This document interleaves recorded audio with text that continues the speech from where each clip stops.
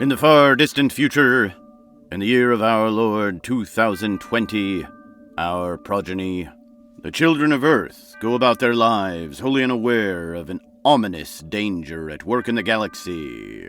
By this future date in human history so far from today, humanity has made astounding advancements in technology.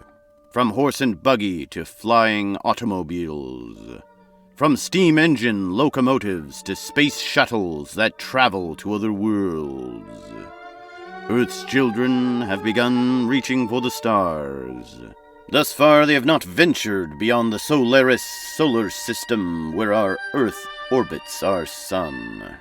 But they have established frontier colonies on the moon and on the planet Mars.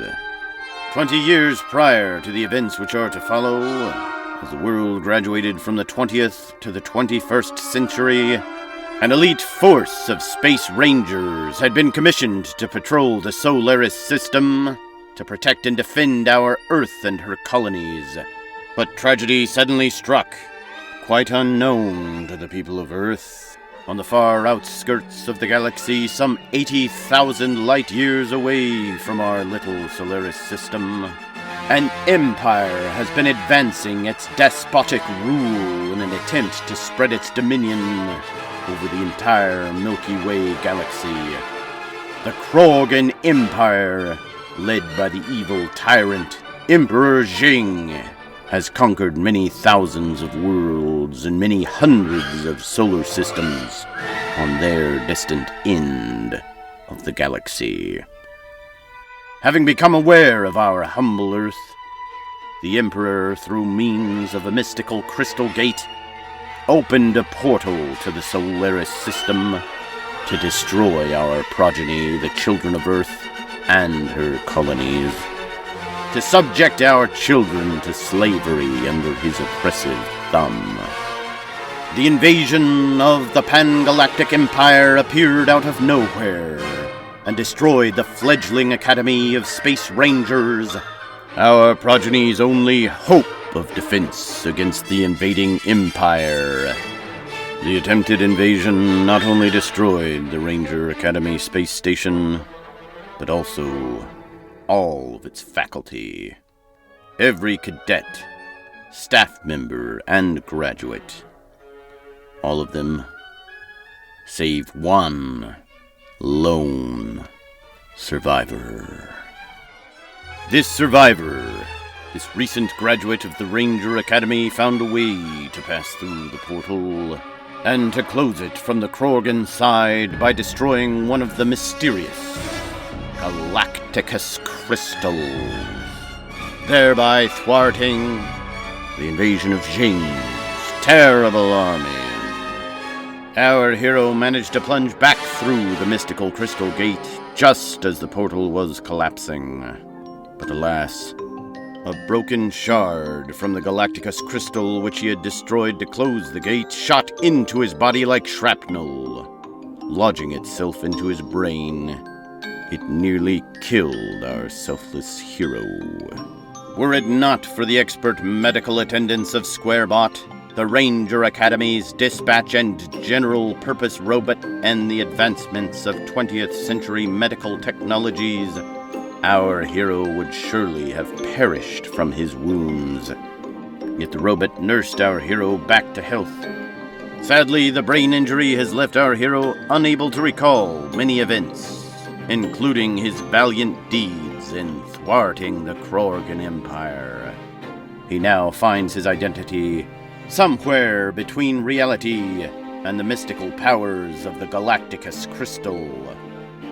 The peoples of Earth, having little knowledge of all these events, believed all the Rangers to have perished. The attempted invasion, unseen by Earth's inhabitants, was, over the course of these 20 years, generally forgotten by the populace. Earth's government has kept these events top secret.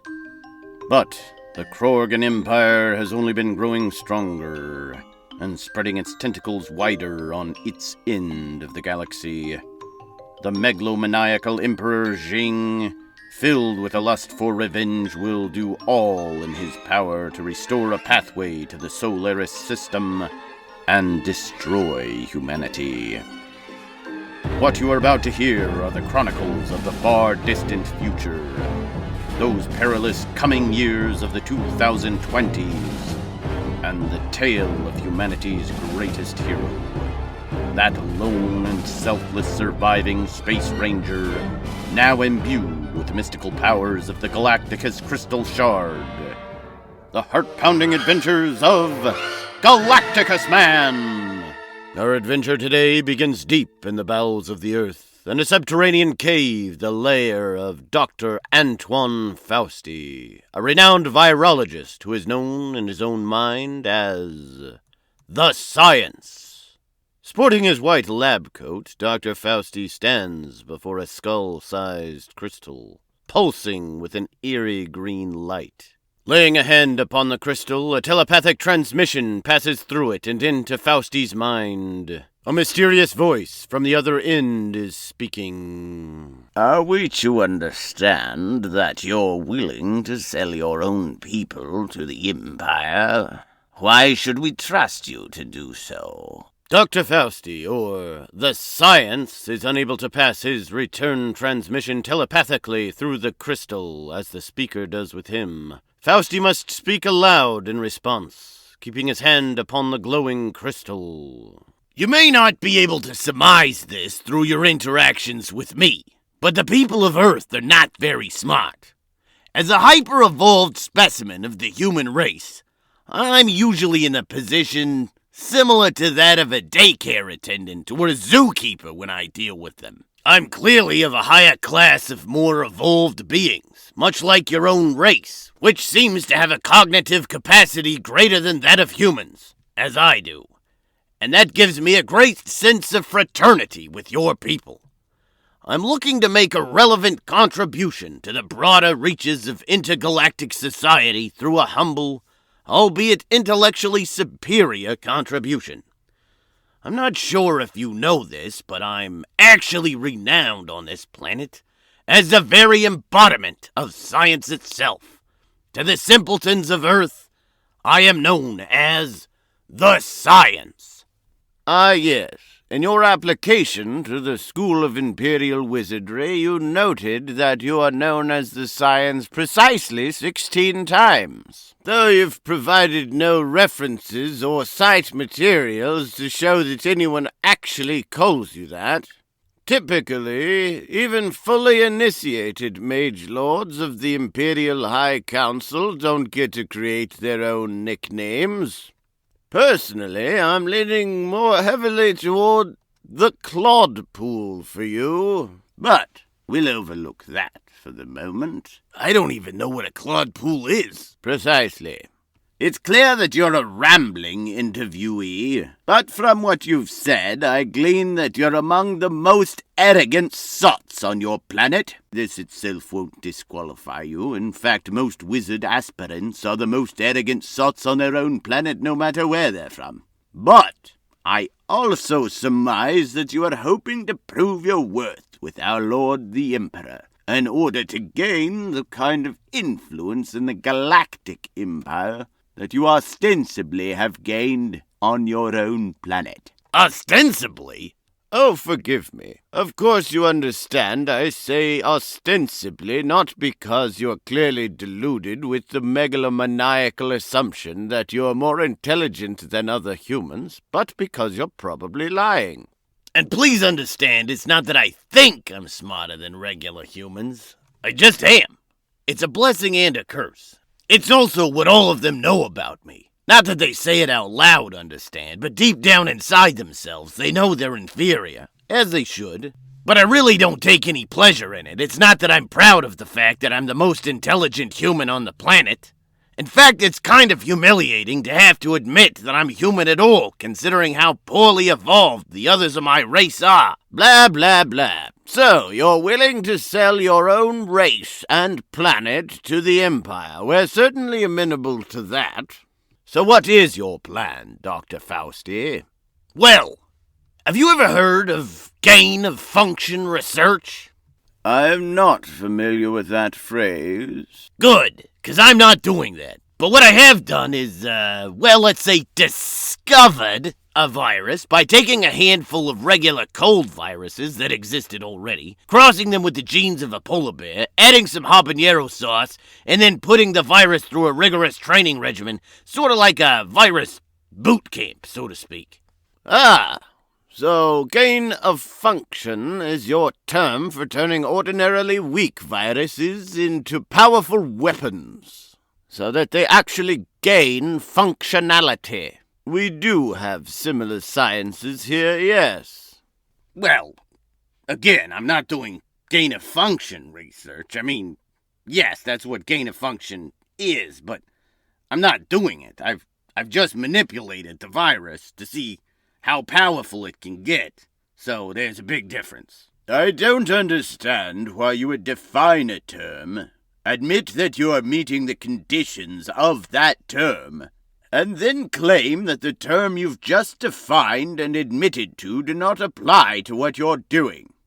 You're clearly a bold-faced liar and a sniveling weasel. I'm intrigued. Go on. Well, the next phase of my plan is to inject the virus into the hosts. They, in turn, will carry it to the rest of the population. So your plan is to depopulate the Earth of regular humans, those who are, as you say, less evolved than yourself, if such were possible, and leave to the Empire an unpopulated rock on the far side of the galaxy. We do have lots of unpopulated rocks over here, you know.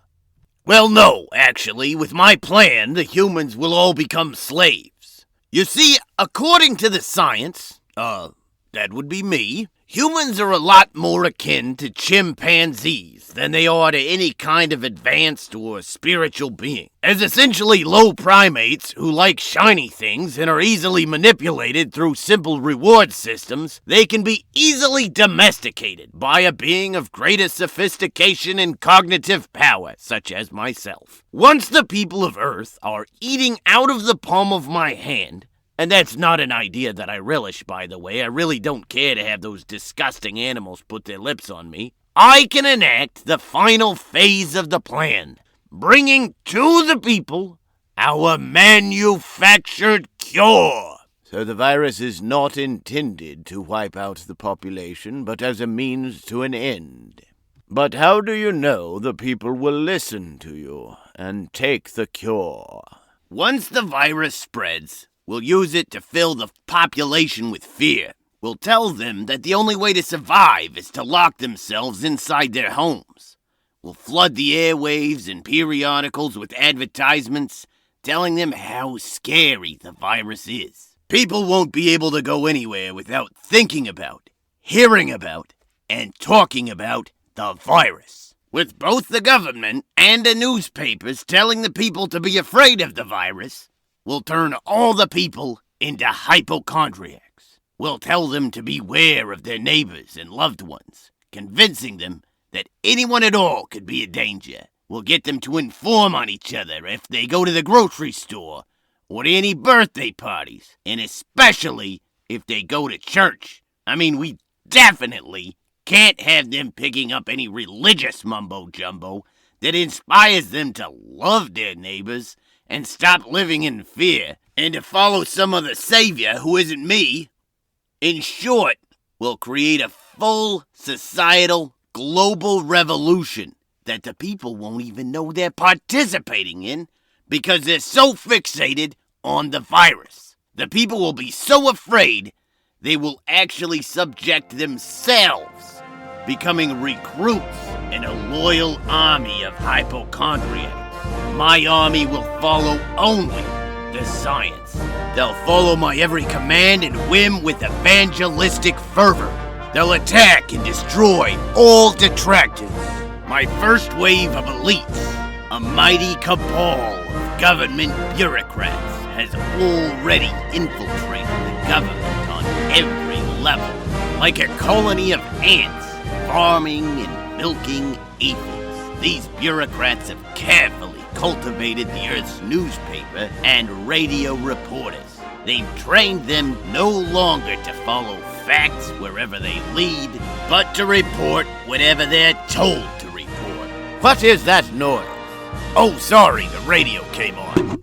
In short, we control the narrative of the planet of Earth. Admittedly, we don't have Earth's president in our pocket as something went wrong in the last election cycle, and he may try to resist us, but it will be pretty easy to make him and any other detractors look like blundering nincompoops for not following the dictates of the science. Besides, a lot of people don't like the president anyways. He really comes across as a megalomaniac, quite unlike other public figures such as myself, whom the people know to be wise and humble. So, in conclusion, all the Earth will come to me and suck from the teat of my magnanimity. Of course, I'm speaking metaphorically here. I don't actually have a teat, nor do I want any of the disgusting creatures touching me, but you get the point.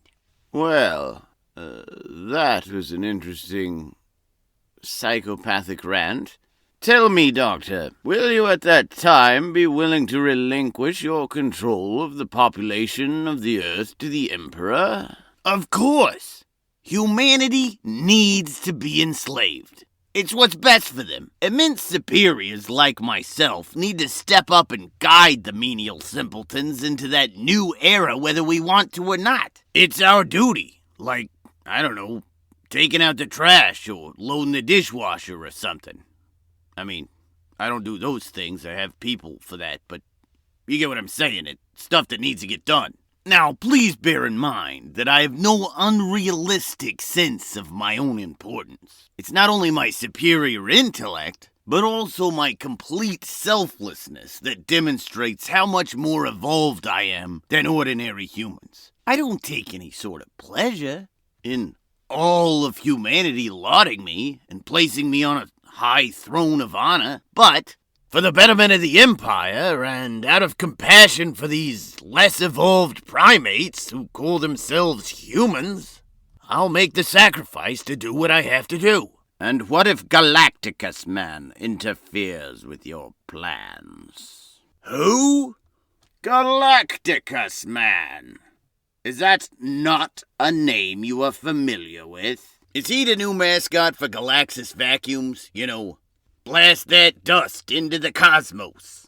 I heard it on the radio. He is a warrior from your own planet, whom we are only too familiar with here. The fact that you have not planned for the contingency of his interference, and in fact do not seem to so much as be aware of his existence, puts grave doubts in my mind as to the viability of your plan. Well, perhaps you weren't paying attention, but my plan involves great subtlety, so as not to attract attention at all. The people will believe the virus is naturally occurring, coming from small rodents of the jungles. Your Galacticus-Man will have no reason to believe there is any foul play.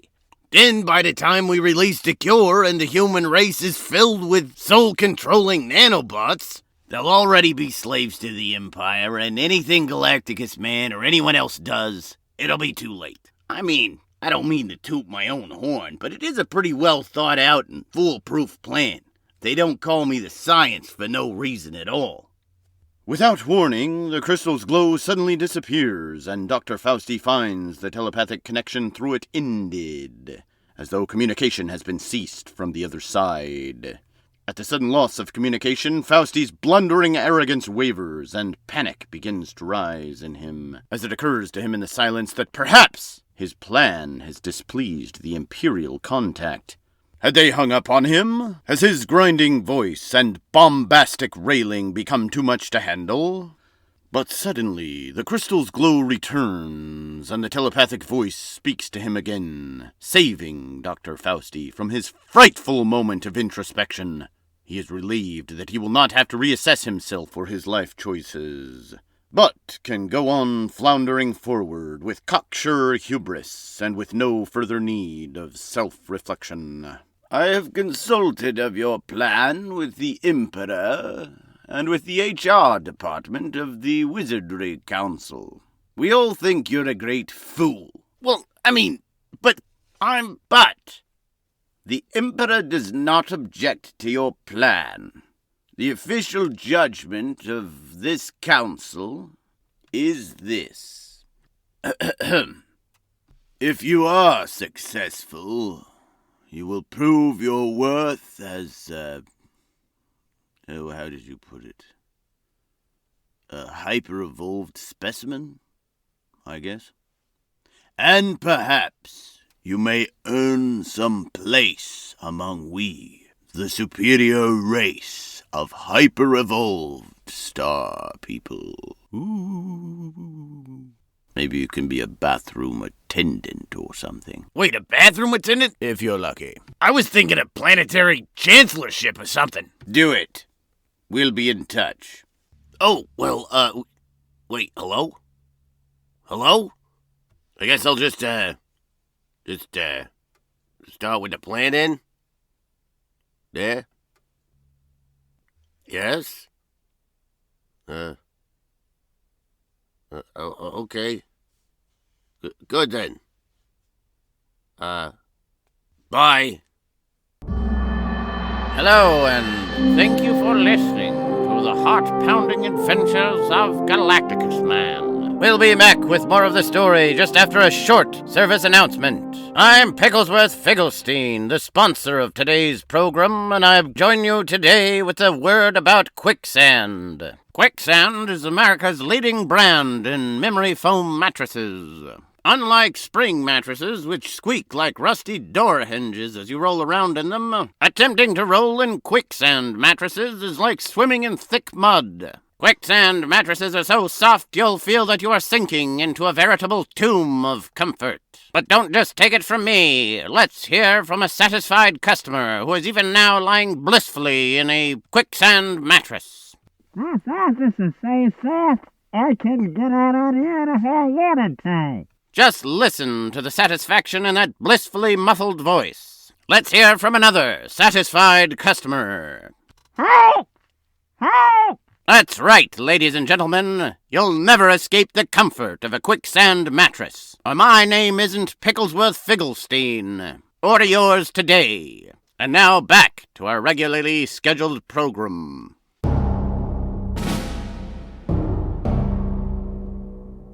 We join our hero somewhere between the Earth and the Moon. While it was once a peaceful passageway, by this time the route between Earth and the Moon has become a veritable quagmire of danger, where marauders and bandits seek to prey on crews, travelers, merchants, and caravans. Unknown to the caravan leader, a pirate vessel is floating silently near the route to the Moon. These dastardly fiends use discreet methods to camouflage themselves from the sensors of other space vessels and lurk in waiting to prey upon unsuspecting citizens. Yet, unknown to these vile pirates, Earth's greatest hero is hidden in the midst of this caravan, and he uses similar methods of camouflage and subterfuge for purposes of good. Our brass-helmed hero, Galacticus-Man, watches from an unperceived perch, ready to act at the least sign of danger. As the caravan continues along its way, it enters the range of the silent and hiding pirate vessel. In the cold, milky blackness of space, the pirate ship remains easily unseen as the caravan passes by. The radar systems of the caravan ships have not detected them. Now, suddenly, like a lurking spider who rests still and silent until it is prepared to attack, the pirate vessel engages its engines and as quickly blasts up to speed, hurtling toward the rear of the caravan. Yet, a small, silver-hulled ranger ship called the Starfire has magnetically connected itself to one of the larger cargo freighters of the caravan. The Silver Starfire is perhaps the most technologically advanced of all Earth-made vessels. Having originally been designed as a ranger ship with the newest and ultra-modern, even top-secret advancements, and being perhaps the only computerized space vessel to have survived unscathed through the infamous Y2K computer virus of the year 2000, the Starfire has continued to be refitted, retrofitted, and upgraded by Galacticus-Man's robot sidekick ever since, and incorporates not only the best of human technology, but also newfangled technologies gleaned from the far side of the galaxy. The Starfire's ever-vigilant pilot and his faithful robot sidekick instantly note the sudden appearance of the invading pirate ship via the Starfire's advanced computer monitoring system. The robot, Squarebot, himself a walking computer system, communicates with the Starfire's computer using a series of codes and advanced mathematical equations. 101 100001 110 0011 111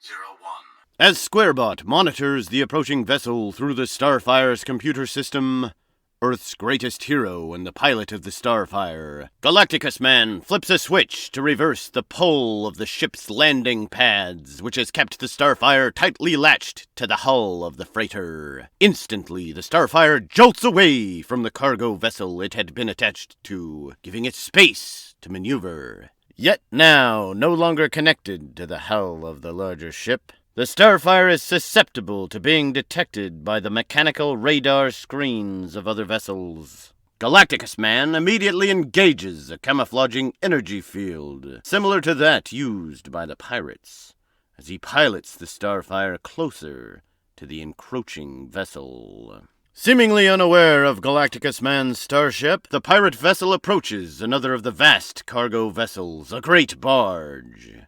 Just as the Starfire had been connected magnetically to one of the freighters, so the pirate ship now descends and connects with the barge. Galacticus-Man has seen this many times before. Like a tick burrowing into the skin of an animal, the invading vessel will connect to the hull of the ship and saw its way through to get to the booty inside. Aboard the Starfire, Galacticus-Man addresses his steel robot companion. It looks like just a small raiding vessel, Squarebot, not a larger fleet of pirates. Thankfully, they're docking on a barge rather than a passenger vessel, so danger to innocent passengers should be minimal. Affirmative. By appearances, it is a quick burgling of goods they are after. Seriously? Burgling? Is that even a word, Squarebot? Yes, it is the present tense act of burglarizing.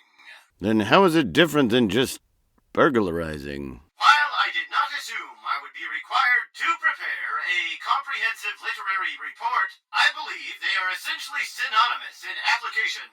Sometimes your extraneous knowledge of superfluous arbitrarium astounds even me, Squarebot. Dang, sick robot burn. Thank you, but I suppose the phenomena is quite similar to the way the British added extra letters to the word aluminum because it didn't sound metal-y enough for them. Aluminium? At any rate, as a red-blooded American, I have no intention of allowing these good citizens to have their fardels burgled, burglarized, or otherwise molested. No, we certainly don't want anyone's fardels to be molested. Now, that pirate ship is obviously equipped with some sort of computer technology, or they could not have camouflaged themselves from mechanical radar scans. Can you communicate with the pirate ship's computer system, Squarebot? The pirate ship's computer is not equipped with a teletransmitter as ours is. I'm reaching out now through the Starfire's wireless telegram system, which the pirate vessel should be able to receive. Good. See if you can get a hold of that pirate ship's schematic information. I'm going to fly down there via jetpack and board her. With any luck, they'll try to make a quick work of their raid, and the whole crew will be engaged in burgling rather than guarding their little vessel. I may be able to sabotage the ship before they get back to make a quick getaway. Then we'll have time to ensure the burglarized goods are de-burgled and put back into their rightful cargo storage areas. As a walking computer system, the robot Squarebot is able to run multiple processes simultaneously, even while carrying out a conversation with our hero. Squarebot's unique abilities as a computer robot has allowed him to send and receive transmissions from the other vessel's computer. Excellent plan, Galacticus-Man. I have convinced the pirate's computer to fax over a copy of its schematics, as well as a copy of the vessel's blueprint drawings. That's great news, Squarebot. That should tell me what I need to know about boarding and sabotaging that vessel. The fax is coming in now. Good. Now, take controls of the Starfire, Squarebot. Acting now as co-pilot, Squarebot takes control of the vessel as Galacticus-Man steps towards the fax machine and carefully reads the pirate ship's schematics as they print. The blueprint drawing takes a bit longer to print, and Galacticus-Man is vaguely concerned that there may not be enough ink. But finally, the blueprint comes through without a hitch. Carefully surveying the pirate ship's blueprints, Galacticus-Man finalizes his plan before heading out into the cold and milky darkness of space. First, I'll want to gain access to the computer room. There's no outer door, so I'll have to torch through the hull right here. I'll disable the ship's computer systems, so that they'll be left with only mechanics and won't be able to camouflage themselves from the other caravan ship's radars if they do escape before I can stop them. Next, I'll follow the corridor to the engine room and disconnect their fuel lines. Once I've done that, I can focus on stopping the burglars. Excellent plan, Galacticus-Man. I'll need you to stay here, piloting the Starfire and providing backup as usual. Galacticus-Man folds the pirate ship's plans and schematics, placing them carefully into a pocket for future reference. Stepping off the bridge of the Starfire, he heads through the main corridor and into the manport chamber. This little chamber of the ship, just large enough for 2 to 3 men to squeeze into, contains a hatch through which our hero can exit the ship individually without the use of a smaller spacecraft. His uniform and helmet are equipped for contact with the vacuum of space. He seals the chamber from the rest of the ship, depressurizes it, and blasts himself into the cold, dark space. Once jettisoned from the Starfire, our hero is able to survey the area visually through his helmet's lenses. He activates his jetpack and blasts over to the pirate's vessel, nimbly landing on its hull. Having anticipated his point of entry from the blueprint drawings, our hero orients himself over the chamber which he intends to invade. Once his feet make contact with the vessel, the ship's artificial gravity takes its hold upon him. As he tentatively walks upon the outer surface of the enemy vessel, the gravitational pull upon him is almost equal to that of Earth.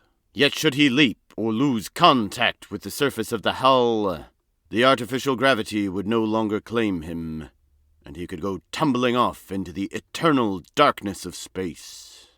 Presently, our hero finds that place which he has calculated as the best point of entry. He crouches, then lies down upon the surface of the hull. He extracts a small torch saw and begins burning a hole into the pirate ship's steel siding.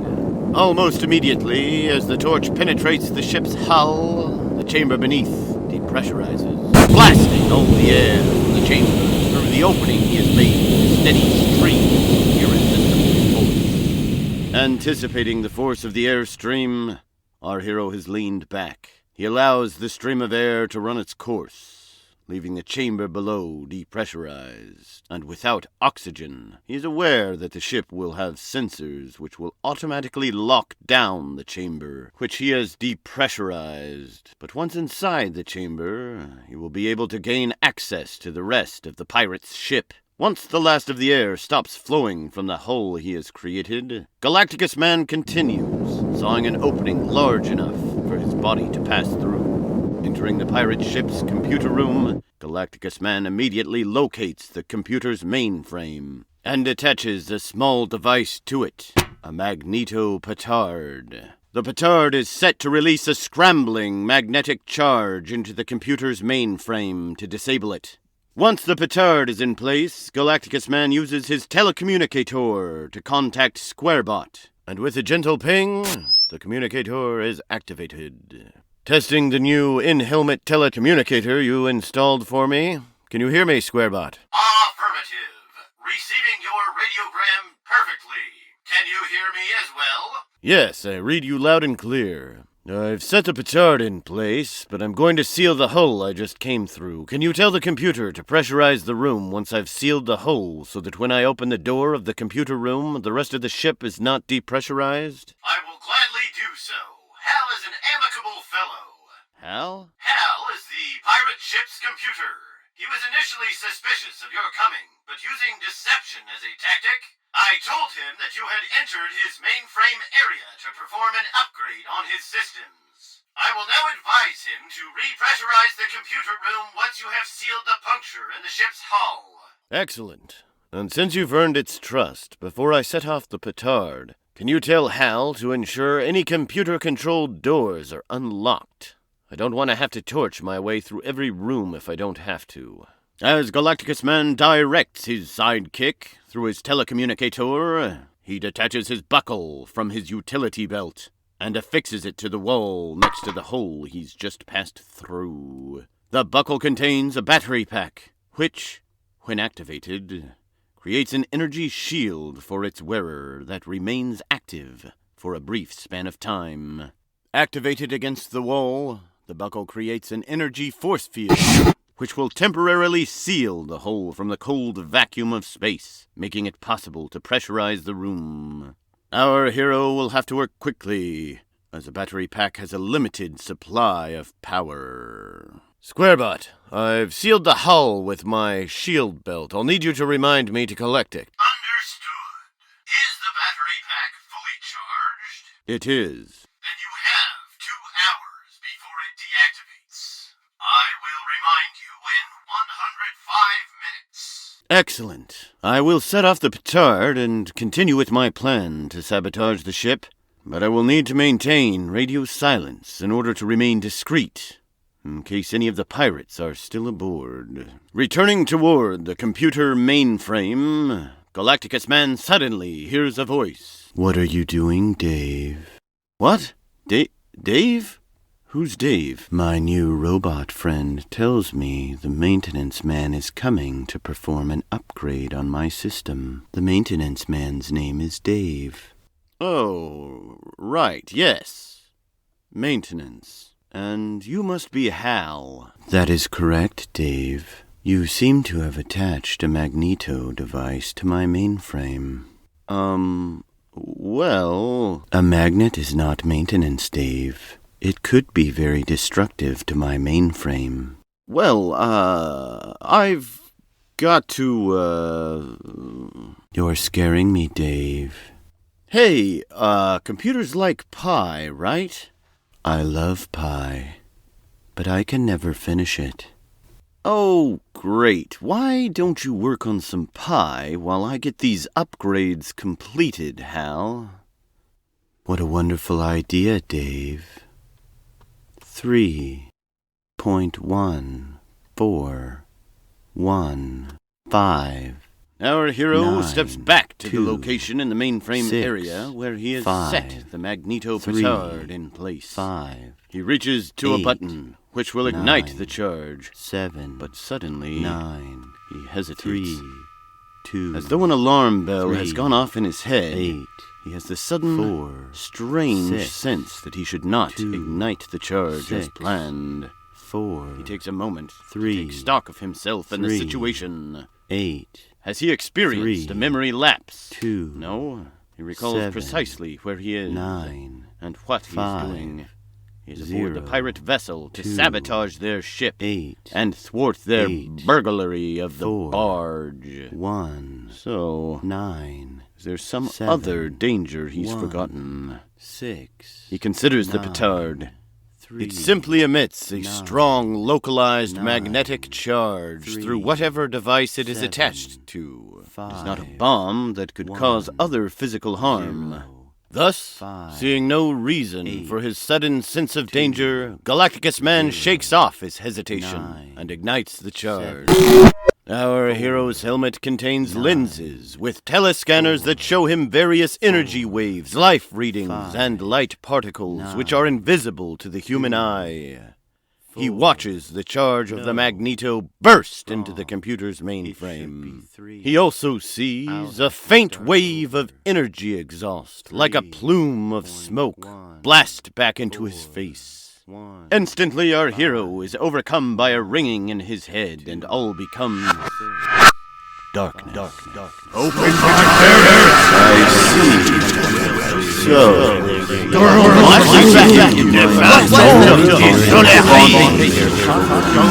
Quite. world is cruel.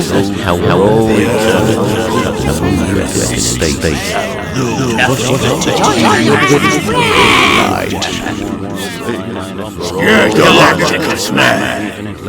It gets lonely. Well, perhaps you can just call me Galacticus-Man. Our hero finds himself in an entirely different place, as if instantly transported. Galacticus-Man is falling toward an immense, swirling portal. He beholds in terror as his ranger brethren begin to plummet toward the portal, sliding down the floor toward it or bouncing off the ground and tumbling head over heels through the air in its direction. Peculiarly, the portal is not below him, but is some distance to his left. Yet whole sense of orientation has warped for him, as the gravity of the entire space station has reoriented itself toward the portal, and everything and everyone is falling into it. Galacticus-Man reaches for anything his hands can grip. Thankfully, his fingers find an inset cargo strap brace and stop his descent.